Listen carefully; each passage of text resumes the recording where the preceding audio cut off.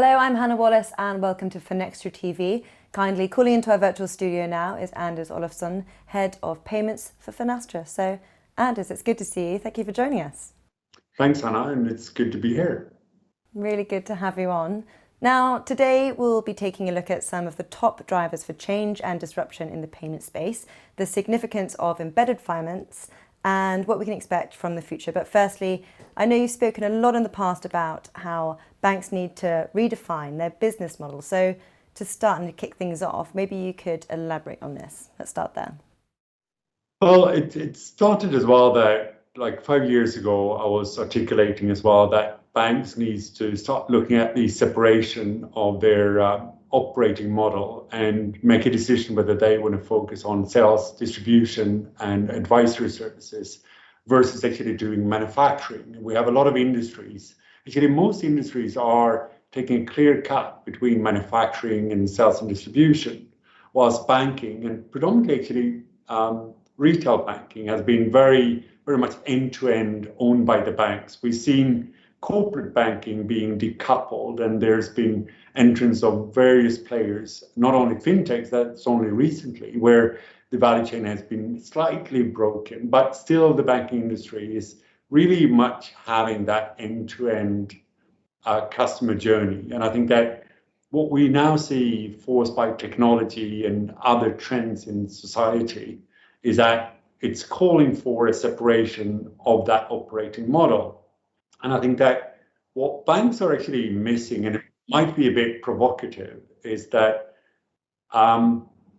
when banks are moving into working with fintechs and working with other kind of organizations, that and they're not really considered how actually they're going to make money and what's going to be their future business model. And I think that probably we're going to talk about more about this later. But I think that there's a disconnect with what banks are doing today and what should be a solid business model going forward. Mm-hmm. All right, so having set the scene then, let's talk a bit about embedded finance. Where does embedded finance fit in?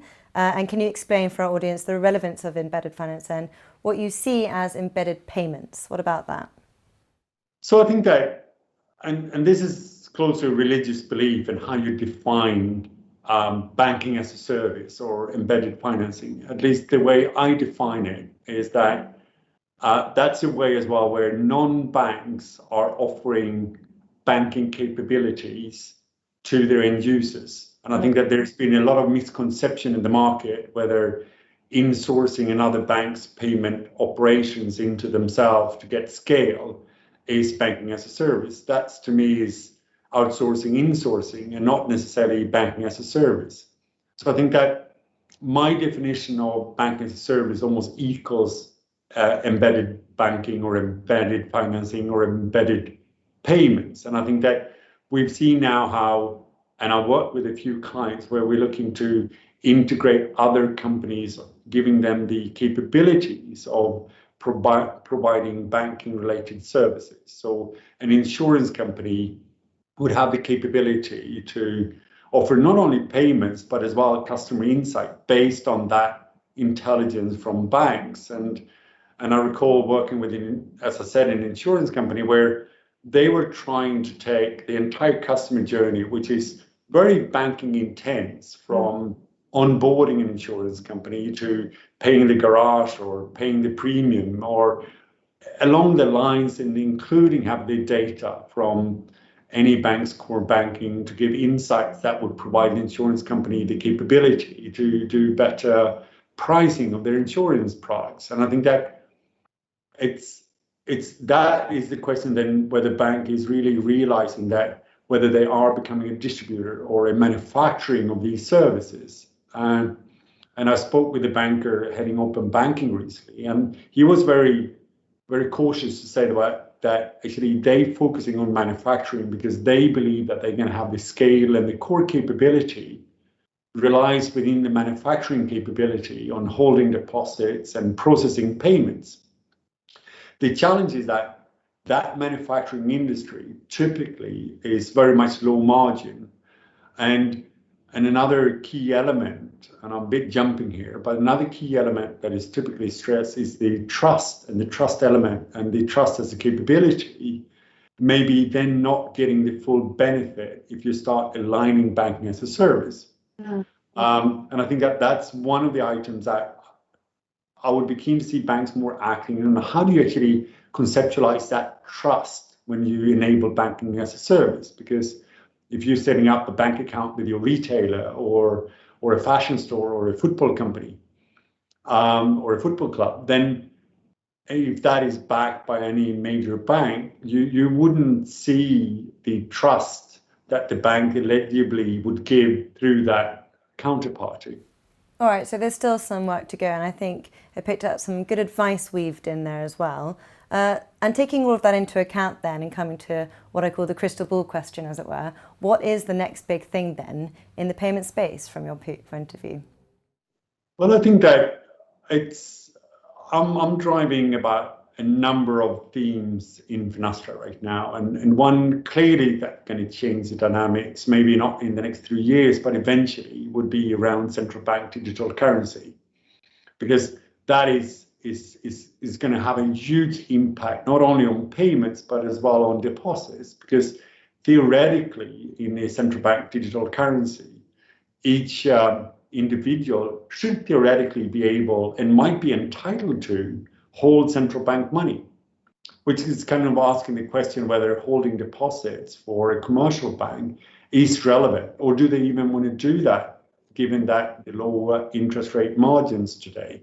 Should they focus on packaging deposits and packaging credits and then to be the distributor of those and not necessarily holding that? And I think that this will drive a huge shift driven by blockchain as a technology enabler to do it.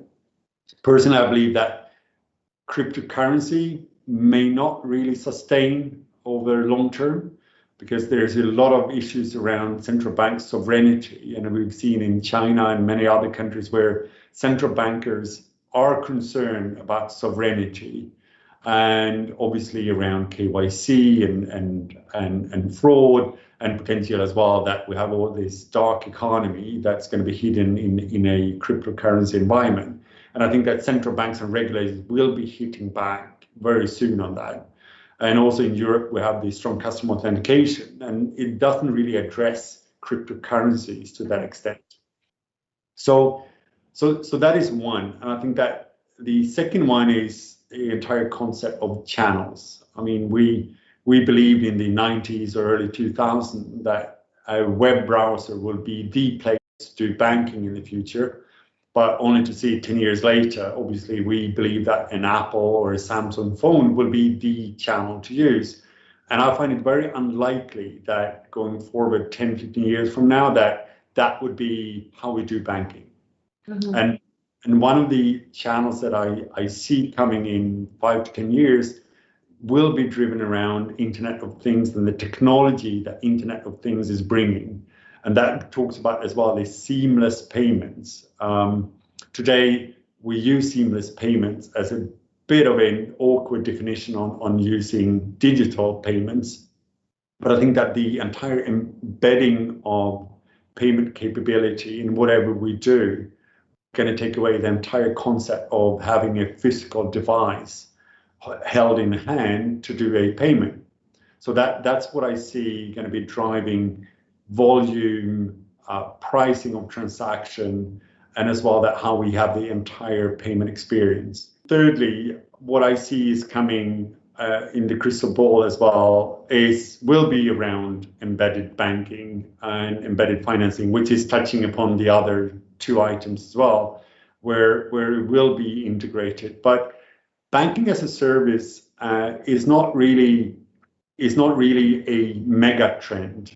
I think that banking as a service is driven out of bigger things happening in the economy and driven from regulation, because without open banking and the liberty to give banking license to more actors, we would not be able to have banking as a license as we define it. So to me, banking as a service is more a response to bigger trends in the society and bigger trend through technology or regulation.